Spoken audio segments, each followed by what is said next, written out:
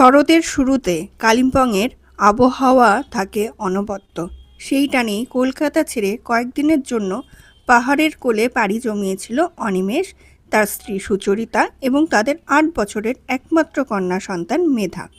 কালিম্পং শহর থেকে বেশ খানিকটা উঁচুতে পাহাড়ি পাইন বন আর নির্জনতার মাঝে একটা ভারী সুন্দর পুরনো কাঠের হোমস্টে খুঁজে পেয়েছিল অনিমেষ।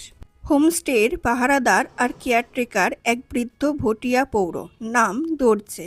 বেশ হাসিখুশি হলেও লোকটার চোখে কেমন যেন একটা বিষণ্ণতা আর ভয় লেগে থাকতো। প্রথম দিনটা খুব সুন্দর কাটলো। কালিম্পংয়ের ডেলো পাহাড়, ক্যাকটাস গার্ডেন ঘুরে, রেস্তোরাঁয় মোমো আর থুকপা খেয়ে বিকেল নাগাদ তারা হোমস্টেতে ফিরে এলো। সন্ধে নামতেই পাহাড়ি ঠান্ডা আর ঘন কুয়াশায় চারপাশ ধোঁয়াটে হয়ে উঠল। ঝিঝি পোকার ডাক ছাড়া আর কোনো শব্দ ছিল না।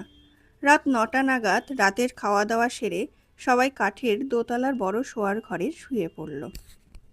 রাত তখন আনুমানিক ১২টা। কুয়াশা আরও ঘন হয়েছে।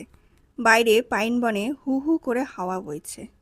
প্রথম ঘটনাটা ঘটল মেধার সঙ্গে। ঘুমে আচ্ছন্ন মেধা হঠাৎ অনুভব করলো তার খাটের পাশে কেউ একজন দাঁড়িয়ে আছে। চোখ মেলে মেধা ভাবল হয়তো